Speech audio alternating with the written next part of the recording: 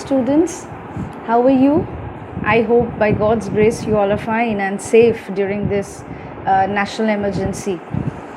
So today I'm going to start with a story. It's a detective story.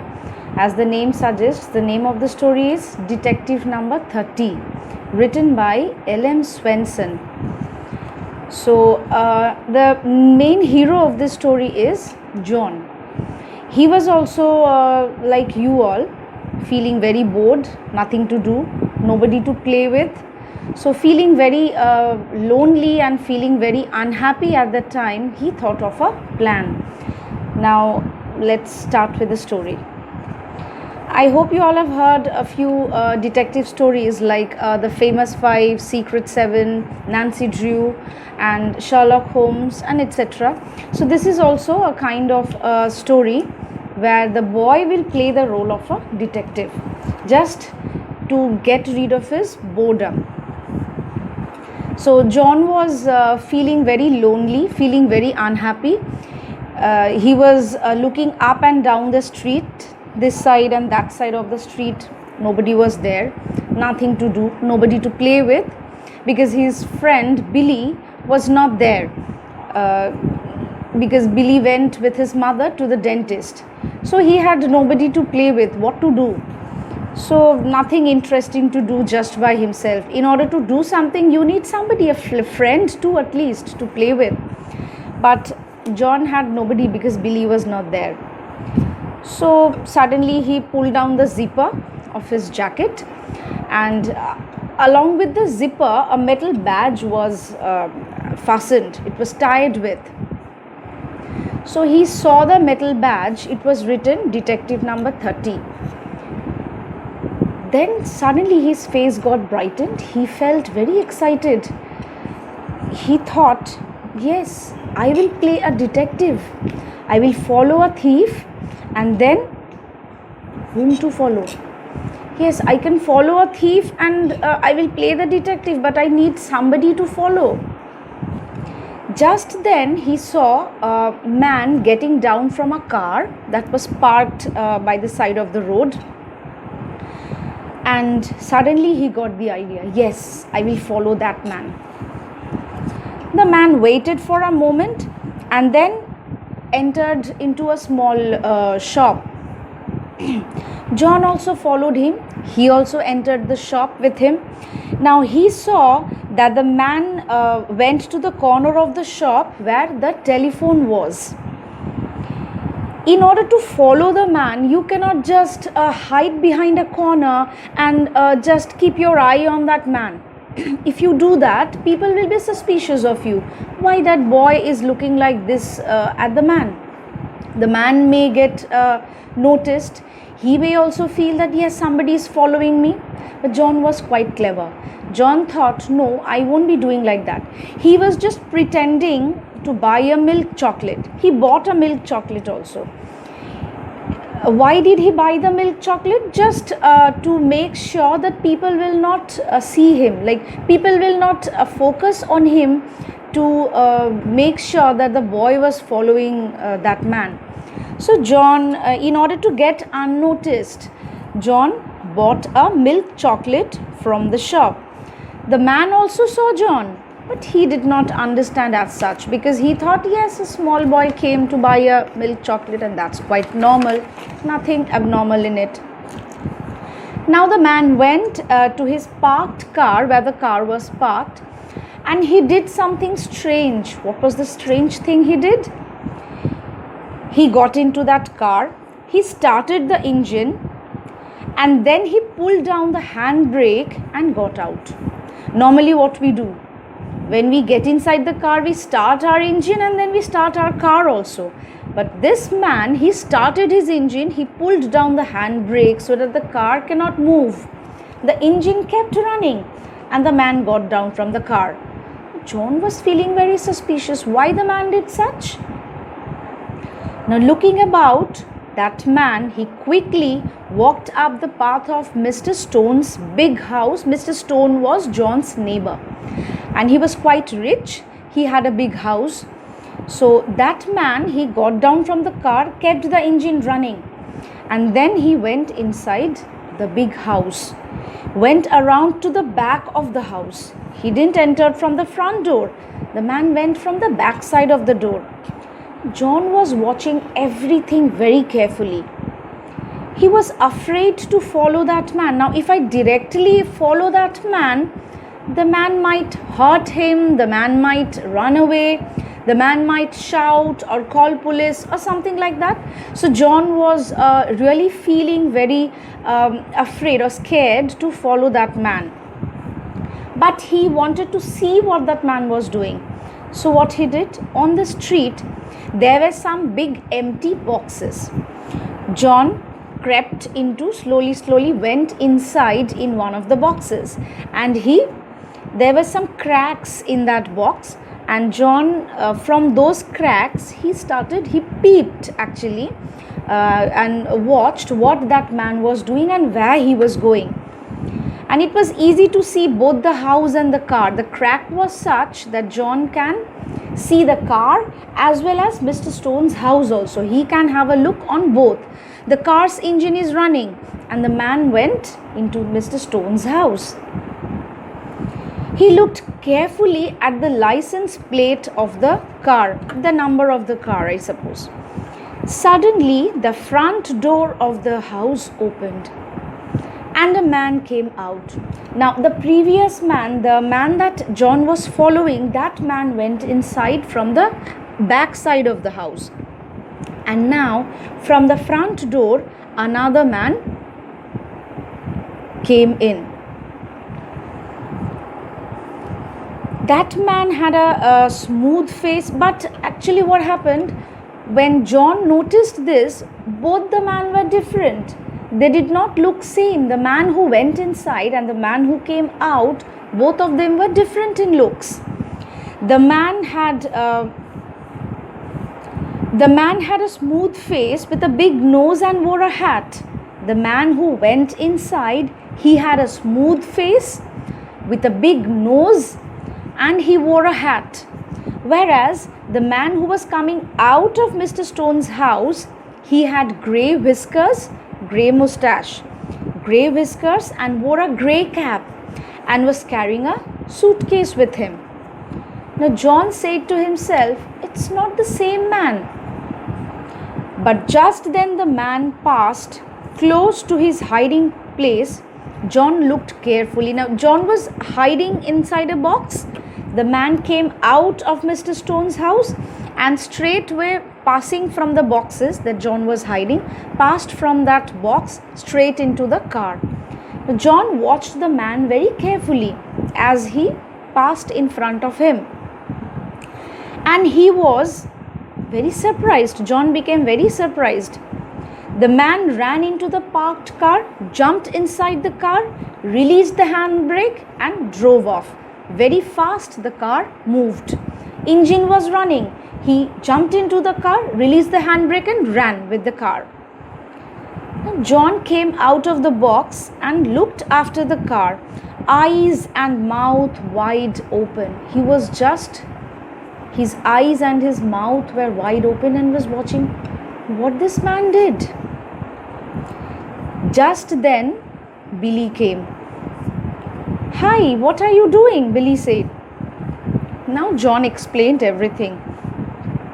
But Billy stopped him and said, Say, John, I had ice cream and then I went to see film. What a beautiful film. Billy started explaining whatever he had done.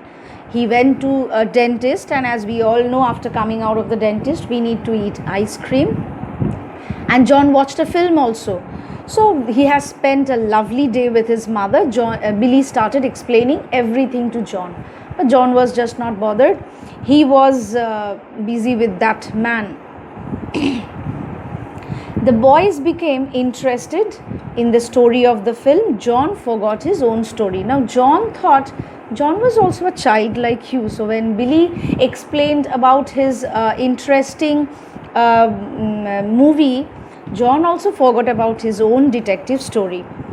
Now the next morning in the breakfast table, John's father told him something very important in the breakfast table. Now John also wanted to see the Tarzan movie, as Billy has seen. So John thought of asking some money from daddy. The daddy, will you please give me some money so that I can watch the film Tarzan?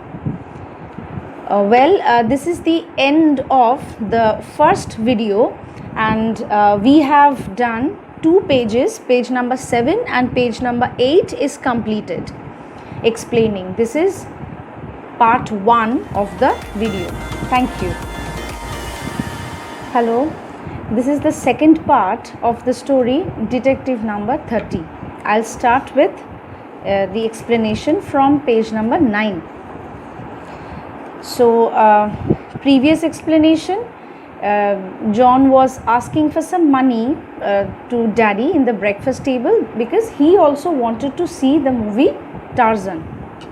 Now daddy was busy reading newspaper and he was eating his breakfast. He looked across at mother. Now some people started saying during the breakfast table, everybody was sitting and having food. Some people broke into Mr. Stone's house yesterday.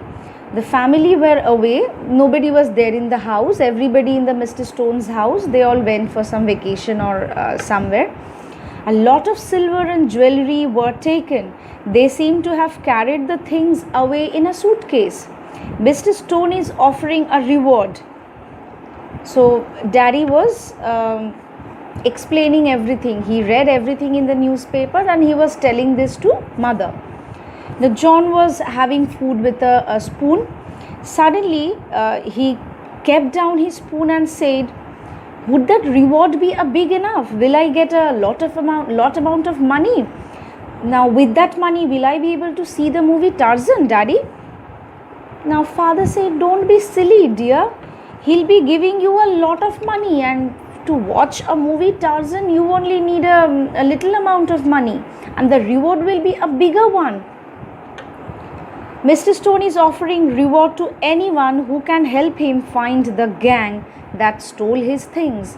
So Mr. Stone would not be giving a little amount of money so that you can go and watch movie Tarzan.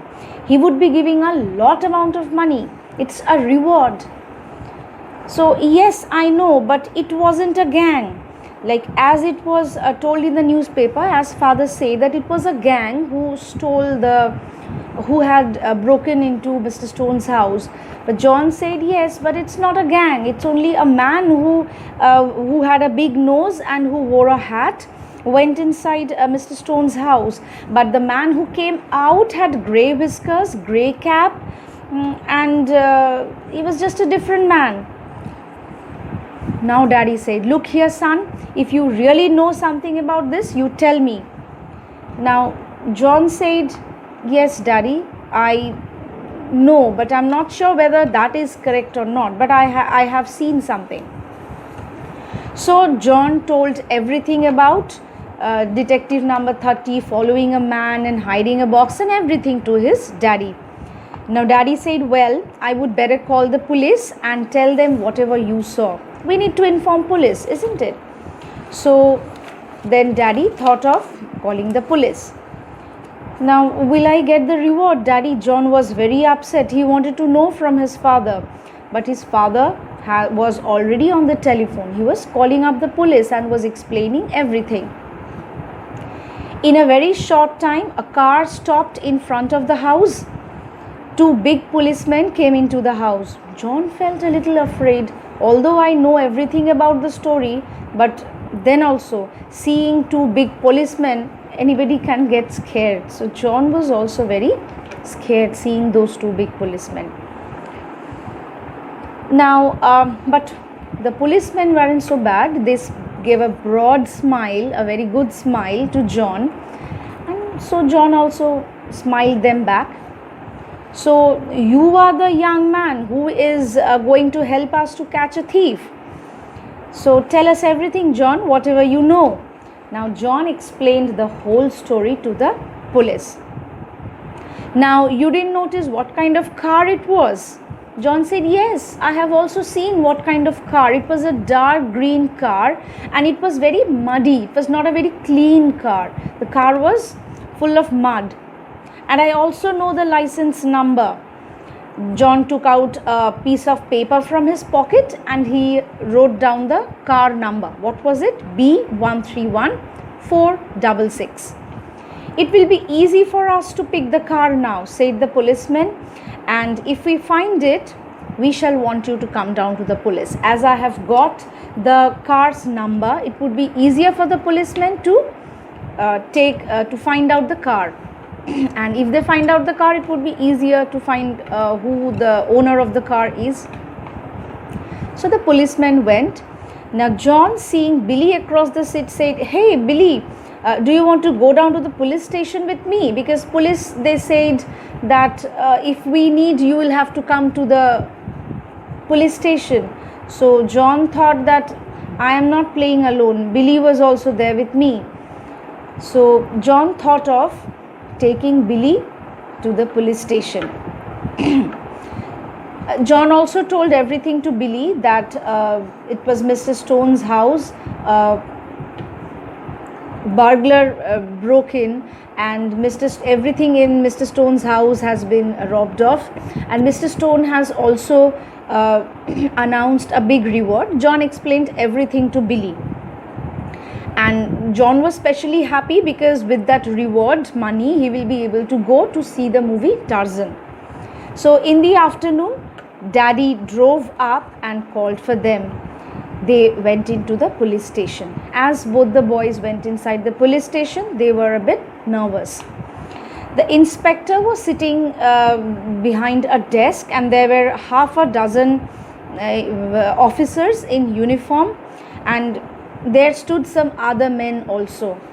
Near about, some policemen were standing in uniform, and along with them some men were also standing. You have to identify which of the man you have seen.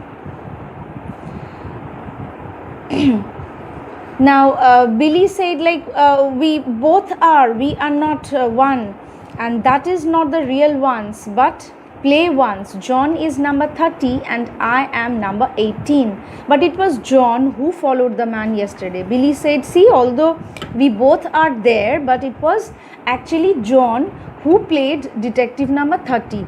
And Billy said, I am number 18. So it was actually John who had followed the man.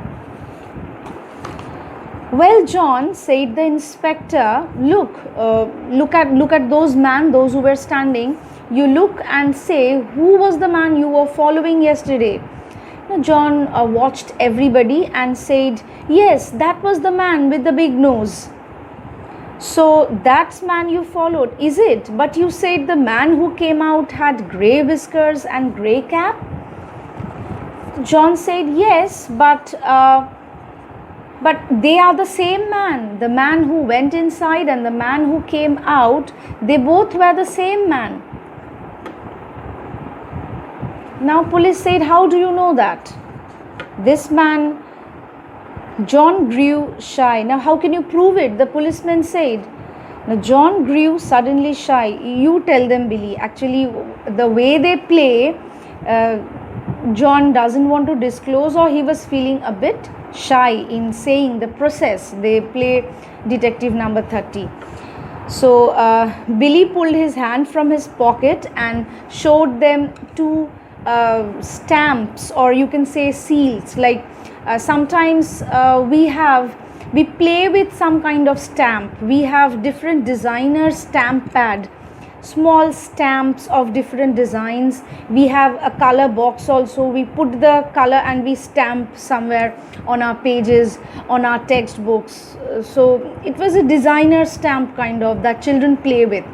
So John and Billy, they also play in the same way. Normally when they follow some people, they put a stamp behind their coat or dress, wherever, so that they can mark that yes, that was the man I have already followed. That is the way they play. So see, Billy was explaining, like, you see, it's this way with this seal.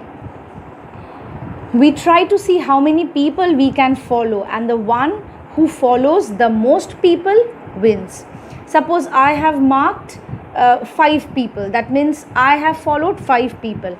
And suppose my friend, he has followed 6 people, he has put stamp in 6 people's addresses. This is how they play. So the person with most number of stamp will win the game. So that is how they play, John and Billy. I have these blue seals and John has red ones, both of them 2 different colors. We try to stick one of these seals on the man we follow. That's what John did yesterday when the man went inside the shop. Like John went inside the shop following the man to buy a milk chocolate. At that time, when they both entered together, John very cleverly put a stamp behind the man's coat. The officers, now after hearing this child's game, they really laughed. Then inspector said, yes, what happened then? Yes, now John explained, like, I put the stamp in that man's coat and he went inside Mr. Stone's house. Like when he came out, he changed all his makeup, his grey whiskers, grey cap, everything he changed, but he didn't change the coat or with that stamp. So when he came out of that house, that stamp was already there in that coat. So at that time I made sure that they were the same man. They might change their makeup, but they didn't change that blue seal. The 2 boys ran over behind the big nose man. Yes, it is. See, now the man was standing and John and Billy, they both ran toward that man and said, see, he's behind his coat, behind his jacket also, still there is the stamp. So this proves that it is this man whom we followed yesterday. Now the children seemed to have caught you, the inspector said to that man with a big nose. See, those children have caught you. Now you tell us the full thing, where the things are, where have you kept those jewelries? So officer said, you really have, you are actually caught. So now the man with the big nose had no option, no choice. He had to admit that, yes, you have caught me and I was the same man. You children, you really have brains. But I'm telling you, without these children, you policemen would have never found me. So, but now nothing could be done. He was actually arrested by the police. Now daddy said to the boys, let's go. Now John was feeling, daddy, what about the reward? I'll not get the money, and without the money, how will I watch Tarzan movie? Then the man with a grey-haired gentleman, that is Mr. Stone. Now Mr. Stone came out and he said, yes, you will surely get it. He took out $100 note and gave it to John and said, I'm proud of you, my fine young neighbors. Who are the fine young neighbors? John and Billy. They are young and they have really helped Mr. Stone in getting back all his things that he had lost. Although John started playing in the beginning, but at last it really became something important. John actually saved a person. Mr. Stone's jewelry, silvers and whatever was lost, John, although he was playing, but he returned back everything. And he also helped police to catch such big antisocials. So this is the end of the story, detective number 30. And children, if you have any problem in understanding the video, anywhere, any doubt if you get after watching or after listening to the story, whatever I said, if you have any problem, please post in the group. I'll definitely solve all your queries. A PDF of this chapter will be given to you, and also assignments, class notes, everything would be given to you in due course. Okay, bye. Have a nice day.